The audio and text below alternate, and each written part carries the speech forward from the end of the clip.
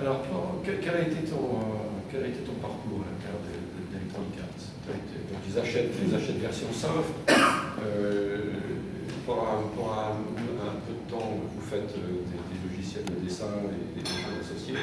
Et puis, ils arrêtent tout et ils ne te virent pas. Donc. Bien. Alors, il faut savoir qu'à ce moment-là, Electronic Arts, il n'y avait pas de développement interne. Donc, les logiciels comme Deluxe Paint ou Studio 8 qu'on faisait, c'était le seul développement interne. Tous les jeux étaient faits avec des externes. Et à ce moment-là, il y avait déjà une sorte de changement de plateforme, de panique, parce que les sociétés comme Electronic Arts et Activision faisaient leur argent sur le Commodore 64, l'Apple II, l'Atari ST, peut-être que je dis non, personne ne se rappelle, mais enfin, c'était des consoles de jeux. Maintenant archaïque. Le ZX 80 vient de fêter ses 30 ans. Oui, voilà. Et on s'en rappelle. Et à ce moment-là, il y avait Nintendo qui avait commencé à faire le Nintendo BB, qui était en fait la première plateforme qui se vendait moins cher parce qu'ils avaient un système de royalties sur le software qui permettait de financer la plateforme. Donc ça, c'était un modèle de business révolutionnaire et il fallait payer une licence à Nintendo pour pouvoir faire du logiciel sur le Nintendo. Et donc à ce moment-là, Electronic Arts voulait rentrer dans ce marché-là parce qu'il était clair que ce marché-là augmentait, devenait de plus en plus important. Et la compétition de Nintendo qui est apparue s'appelait Sega, avec le Sega Genesis aux États-Unis, c'était Mega Drive en Europe.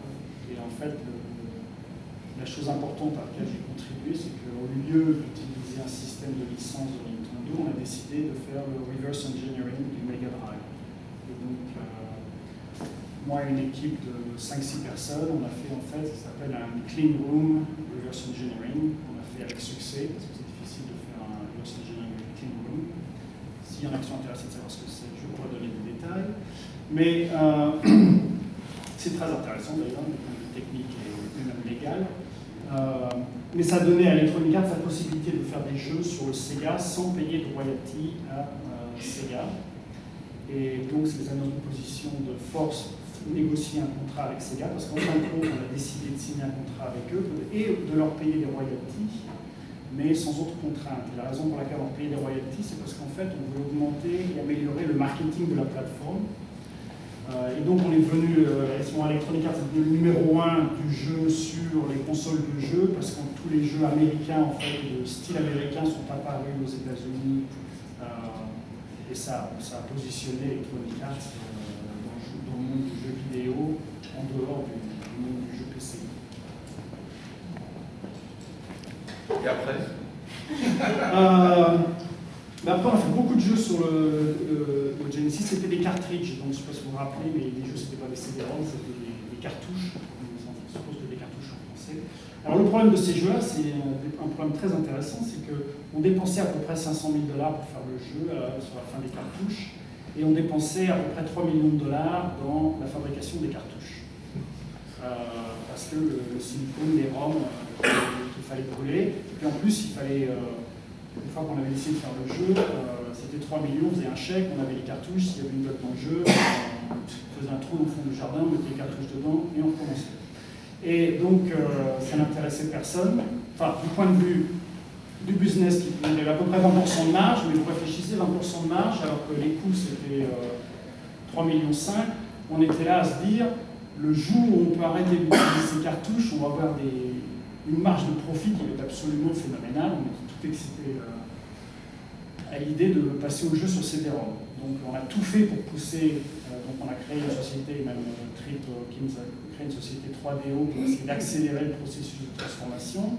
La 3DO n'a pas forcément très bien marché, mais ça permet à tout le monde de comprendre comment la machine devait être faite. Et Sony est arrivé avec la PlayStation, qui a très très bien fonctionné.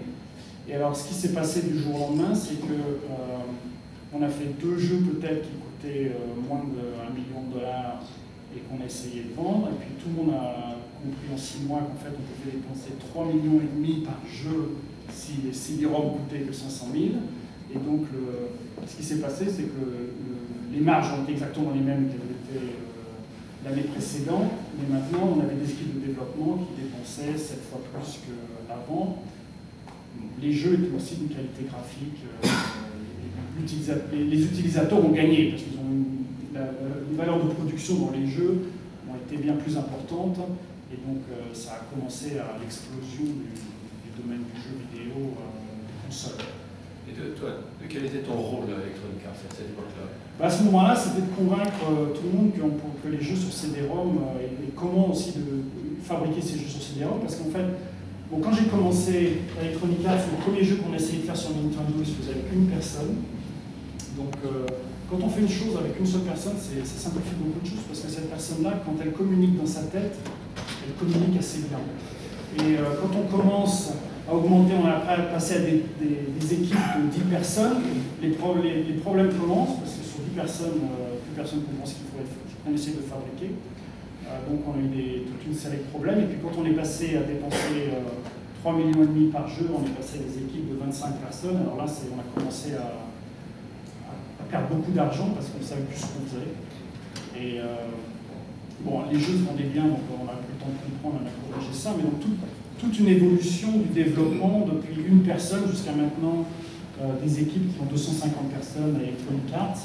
À chaque fois, il y a eu des étapes particulières où il y a un changement de phase. Qu'est-ce qu'on fait avec 250 personnes? C'est quoi, 3 operating systems, 50 applications Oui, ben on crée des mondes qui sont très très grands. Donc il y en a un qui fabrique la Russie, puis il y en a un qui fabrique. Il y a des équipes qui sont divisées, et puis on essaie de pousser les limites aussi au niveau du graphisme. Donc 90% des coûts sont liés au graphique dans les jeux vidéo de console. Donc c'est développer des engins qui peuvent faire de la simulation, qui ont des effets spéciaux. On a l'impression d'avoir des effets spéciaux tous les 10 mètres dans le jeu. C'est une partie importante du coup. Et développer des choses compliquées, et puis essayer de fermer la boîte aussi, parce qu'il y a trop de choses à la fin, et puis il faut réussir à tout mettre sur le CD, que ça tourne, et que ça tire en mémoire. Donc finalement, techniquement, c'est complexe. Et vous développez sur quoi? Quel système vous utilisez pour développer? Ça dépend. Pendant longtemps, on a développé des engins en interne. Et puis maintenant, j'ai l'impression qu'Electronic Arts, c'est de moins en moins d'engins internes, sauf justement pour les mondes virtuels, et qu'ils utilisent de plus en plus des engins standards, en particulier parce que ça permet d'embaucher des gens, et puis ça permet d'avoir des engins dont les méthodes de travail sont mieux comprises. Les Sims, encore, c'est une exception, qui utilise encore des jeux, des engins qui sont fabriqués par les Sims. Qu'est-ce qui te fait quitter Electronic Arts? Parce que c'est les 20 ans, oui. la sentence, ça y est, et un matin, tu te dis, je m'en vais. Ou bien est-ce que ça a pris 1 an ou 2 ans pour arriver à cette décision? 5 ans. 5 ans. 5 ans. Et en fait, je pense que c'est surtout... disons, c'est le problème inverse. C'est pourquoi je reste plutôt. Et ce qui m'a étonné le plus, parce que quand j'ai vendu la boîte Electronic Arts, bon, ça faisait version soft, je crois qu'on a vendu 4 ans, 5 ans plus tard, 5 ans voilà, après avoir créé. Donc l'idée, quand on a signé pour Electronic Arts, on a signé pour 4 ans de plus, ça paraissait incroyablement long, on n'allait jamais réussir à tenir aussi longtemps. Et puis finalement, ce qui se passe, c'est d'abord les gens étaient intéressants, et puis ce qui s'est passé pour moi à Electronic Arts, c'est que pendant très très longtemps, tous les 18 mois, j'ai eu un boulot qui était suffisamment différent pour me dire, oh, de toute façon, si j'allais faire quelque chose ailleurs, j'aurais du mal à avoir un boulot aussi intéressant que ça. Donc je suis resté par morceaux de 18 mois. Et puis au bout de 15 ans, 16 ans, là, après avoir fait les Sims, en fait,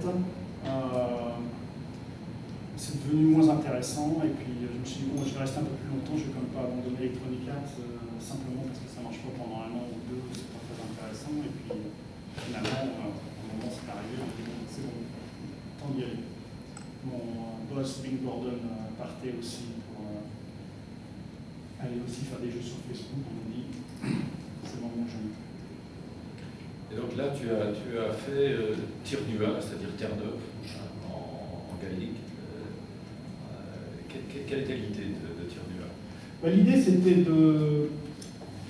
l'idée qui, je pense, est toujours intéressante dans Facebook, c'est que les jeux dans Facebook, qui sont censés être des jeux dans un network social, ne sont pas très sociaux en eux-mêmes. C'est-à-dire qu'ils sont temporaires, un petit peu sociaux dans le sens où ils connectent avec les gens qui sont friends dans Facebook, mais qu'en fait, les gens jouent seuls dans le jeu lui-même.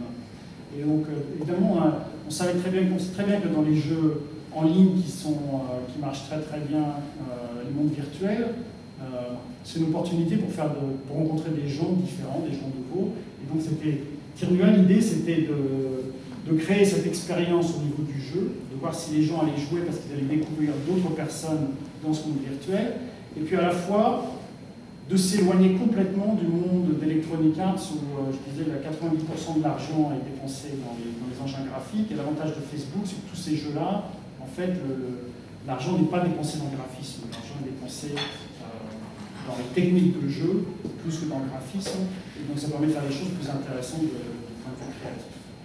Donc c'était l'idée de base. Et ça a été c'est déjà pendant 2 ans et demi, ça a été dur, puisque à chaque fois on était juste derrière le mouvement financier qui allait permettre d'avoir une indépendance financière. C'est-à-dire que Facebook, en fait, on aurait dû commencer presque 1 an plus tôt, mais au moins 6 mois plus tôt. Et tout le modèle financier des jeux dans Facebook n'arrête pas d'évoluer tous les quelques mois.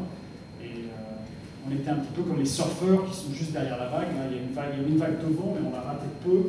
Et finalement, bon, ça s'est bien fini, puisqu'on a réussi à vendre la société au mois de novembre à une société qui s'appelle Rockul, qui juste à côté ici, et qui fait aussi des jeux dans Facebook, mais qui était très intéressé par la technologie qu'on a développée, qui est une technologie très originelle, très différente de ce que les autres joueurs avaient fait jusqu'à présent. Et donc, on a réussi à vendre la société et le team sur la base de la technologie qui a été développée pendant ces 2 ans. Et là, tu n'as pas été condamné à rester 4 ans. Eh bien non, parce que j'ai découvert quelque chose, c'est qu'au moment de vendre, si on dit « je vends tout, mais moi je ne peux pas être dedans », ça marche quand même. C'est un conseil que tu donnes, ça? Bah oui, très fortement. Et qui est-ce que tu as eu comme investisseur pour Tir-Nuin? Personne. Tir-Nuin, c'est moi et mon ami Greg Curly, on a fait les chèques pendant 2 ans et demi. Et je ne recommande pas non plus. Parce que si ça n'était pas bien terminé, ça aurait été très pénible. Ouais. Ça, c'est... Et d'une autre manière, ça permet aussi Des maîtres de ta destinée? Oui, des maîtres de ta destinée, mais je ne sais pas si on aurait pu vendre, si on n'avait pas eu tout le contrôle de la boîte. Ce qui s'est passé, si on avait eu d'autres investisseurs, ça aurait pu terminer mal, parce que ça aurait été trop compliqué de faire quelque chose. Tandis que là, tout d'un coup, on a eu l'opportunité, je disais à Jean-Louis tout à l'heure, on discutait avec 2-3 compagnies, et puis la bonne compagnie est arrivée, on s'est vu mardi matin à 10h, c'était fini mercredi soir. Donc, quand il y a l'opportunité, on se met d'accord vite fait. Nous, on savait très bien quel était ce qu'on pouvait faire, ce qu'on ne pouvait pas faire, et ça simplifie beaucoup les choses. Je peux te dire, si tu avais eu des venture capitalistes à ton ordre, ça ne serait pas fait en 2 jours, ni en 2 mois.